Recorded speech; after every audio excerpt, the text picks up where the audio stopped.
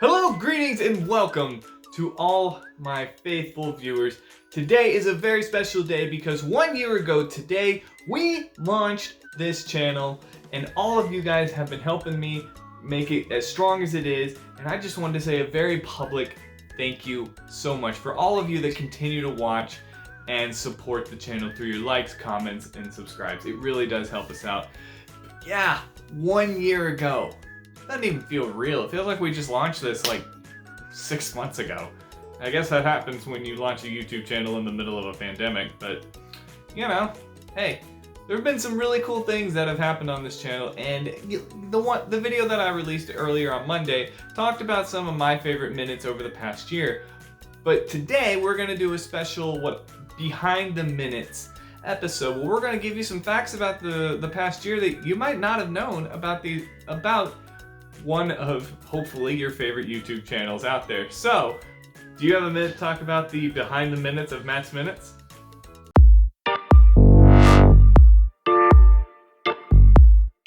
Greetings, viewers, and welcome to Matt's Minutes Behind the Minutes. So, today we're going to be talking about some things that you might not have known about the YouTube channel, and we're going to do a lot of things, like a lot of random firsts that have happened over the years. So let's take a look back at the very first video that we did on this channel, which was, what is the Force? I picked that because I feel like that's a question that a lot of people ask. Like, no one really knows what exactly the Force is, but people try and figure that question out. So I thought it'd be a good idea for me to try and tackle something like that, and I felt like that would get a lot of good views.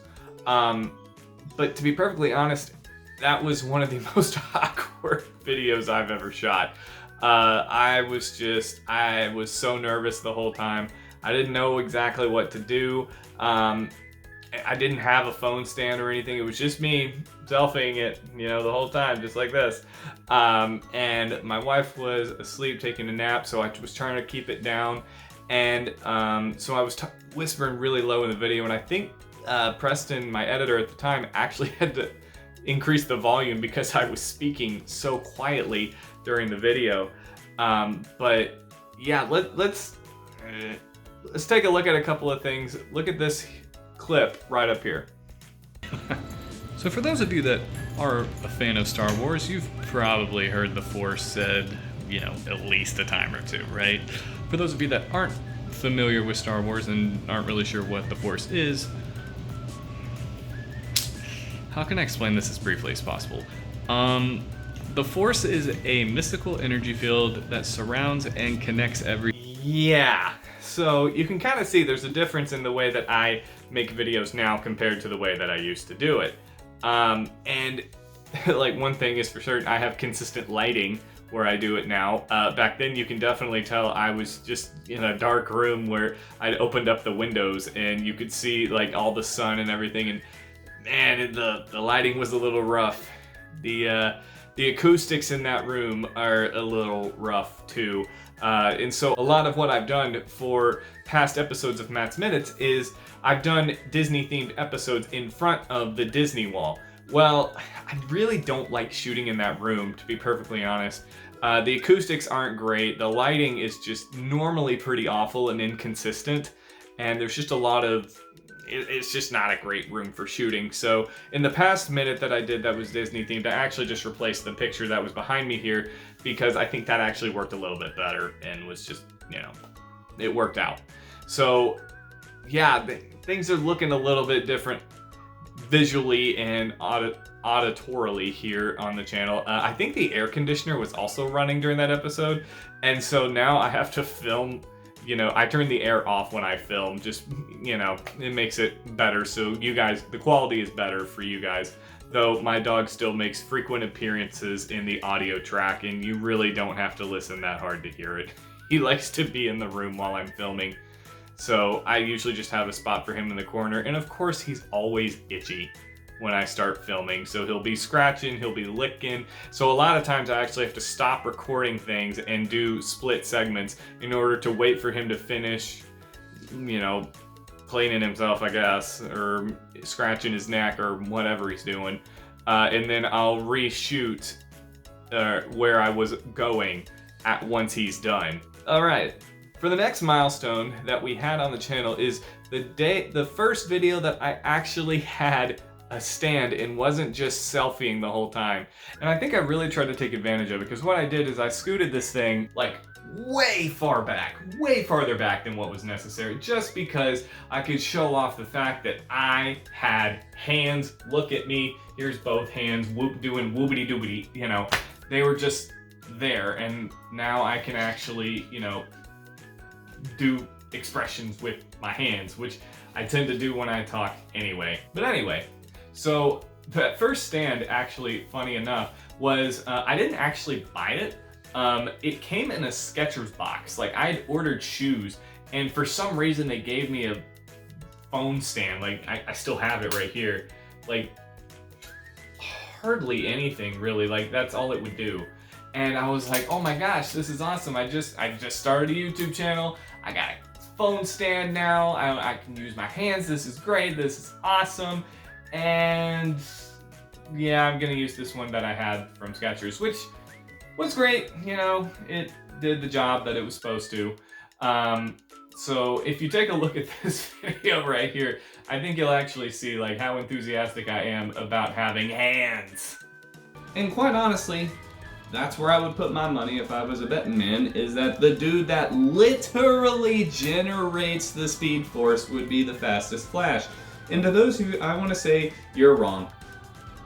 Yeah, you heard me right. The guy that generates the Speed Force, that gives every other speedster his speed, is not the fastest Flash. Hands make a pretty big deal, I guess. But anyway, on to the next milestone. The next big one was the top Disney video that I did, because that was the first one I actually had a tripod for. I just gotten one for Christmas, and specifically for my phone, and so at this point it's nice, it's adjustable, you can make it at whatever height you want. So that was a pretty big deal, and again, I made a big deal about the fact of, look, I can have different angles in the shot. So I was doing some that were, you know, I was looking up at the camera like this, and then another one I was looking down at it like that, and it wasn't necessary. No, probably not, but hey, I could do it. Why not show off? You know what I mean? So just, if you look up here while I'm talking, you'll see different pictures of some of the different shots that I was doing. You know, some for better, some for worse, of course. But yeah, that was a pretty big deal. All right, so another pretty big milestone was due to the fact that my editor moved up to a different state and didn't have as much availability to, or didn't have as much, I guess, connections with the internet, more or less. We ended up deciding that it would be easier for me to go ahead and start editing the videos from that point on, and just kind of see where things went. And you know, I enjoy doing it. Video editing is fun, so it's, you know, it's just a little bit extra work, but hey, if you enjoy doing it, does it really work? So in the first video that I edited myself was the X-Men video, which the thumbnail probably appeared over here or over there. I don't know. Somewhere. But yeah, ever since then, I've been kind of editing my own stuff, and so that's why you might have seen a little bit of a difference in style. I like some of the stuff that Preston was doing, especially with the intro segments. I really missed some of that. There's a couple of other things that I'm able to do with the software that I have that he isn't. There's a couple things that his software can do that mine can't. So, you know, just because of things like that, you know, the videos look slightly different, but for the most part, I tried to keep them as consistent as I could, and really it's been a fun journey trying to just figure out new tricks here and there, what I can do with some of the editing stuff, because I've never used this software before. So there was a little bit of a learning curve. I know how to edit videos. I've done it I took a class on it in high school and really enjoyed doing it, but it's one of those where, you know, you can know how to do it, but if you don't know the software, you're kind of, you know, out of luck. So, but it's been a real treat learning how to do that. I've really enjoyed it and just had a lot of fun editing the videos. Now we're going to go on to a couple of funny things that have happened behind the scenes that you guys may or may not have known about. So if I can find it, I decided to you know, Preston and I have been friends for quite a while, so back when he was editing, sometimes I would leave him little special treats. Like, I would purposely mess up a line and I would say, all right, have fun taking that one out, and then just immediately jump into the next segment so that, you know, you guys wouldn't see that, but he would get a little gag out of it. Or there was one that I think it was the Speed Force one where I let out this huge burp in between shots and just pointed straight at the camera and said, yep, that was, I don't remember what I said. If I could find it, I'll post it, but there's a good chance I deleted that, but I might not have. We'll see. But that, you know, that was just little fun things that I would throw his way, just not to make his job any harder, but just to give him a little bit of a laugh here and there. You know, I never was in the middle of a sentence like, and then that's when the Pokeball came out, and then, hey Preston, edit this out! And then when Squirtle jumped out of the Pokeball, you know, it wasn't anything like that, just, you know, harmless little things. Another big thing that I have done on this channel, I'm gonna go through a couple of different categories of videos or different things, I guess like mini awards for some of the videos. So like, the video that I was the most nervous to post was the Boy Scout video. I feel like a lot of people treasure Superman and Captain America and Goku, and it's one of those where if I were to post that, I felt like people were just gonna get mad and be like, why don't you like these characters? Why don't you give them a shot? And, you know, it's still, I'm not saying I don't like them. It's not what I'm saying at all. I'm saying I just don't think they're my top heroes. Go watch the video. I did a better job of explaining it then, probably. But yeah, I was just real nervous. I didn't know how people were going to respond to that. But things ended up being great, so no worries there. The videos that actually took the most amount of research, believe it or not, was a tie, and they were both on the same general subject, and that was the Pokemon videos. The one that took the most was the one of which Pokemon would I want to have in the real world. That one took me, I think, like 2 weeks worth of just going through different Pokemon and be like, oh yeah, this is cool. Whoa, okay, this one is not gonna fit a real world environment. This one has a ball on the end of its tail that constantly shoots out light that can blind people. No. Like, just different things like that you wouldn't ever think of would be important. And so I had to go through, I made a list of, I think, over 45 or 50 Pokemon, and only did a top 3 that I would have, and then a top 10 runner-up. Like, y'all, I could have done at least 3 more videos on that, but, you know, I wasn't sure if everyone would want to watch that, so I didn't. But, yeah, that one was really fun. And the Pokeball one, the fan-suggested Pokeball one, that one took a lot of research. And that one took the most amount of research on things I didn't know about. Because, you know, like I said earlier on Monday, I had to do a lot of research into physics and other things like that. Can I be real? I wasn't that familiar with what a capacitor even was when I started filming that. So when they kept throwing out the term capacitor, I was like, okay, let me actually look up and see what that thing actually does, and then so that I can understand it. Yeah, that one, those took the most amount of research. I would say third place would probably be Air Alchemy. The next one would be the one that was the most emotional for me to shoot, and I would probably go with the Von Hohenheim one, just because I ended up getting super, like, I don't know, like, I really started connecting to the character while I was doing the research and while I was shooting it, so it really was, I just kept shooting, and just kept shooting and filming, and finally I looked and I'm like, this is gonna be, the original was like 17 minutes and 30 seconds, and I think we narrowed it down to like 16 minutes and 50 seconds. Like, we really only cut 40 seconds out because I didn't want to cut anything out. It was all good stuff. Like, it needed to be said.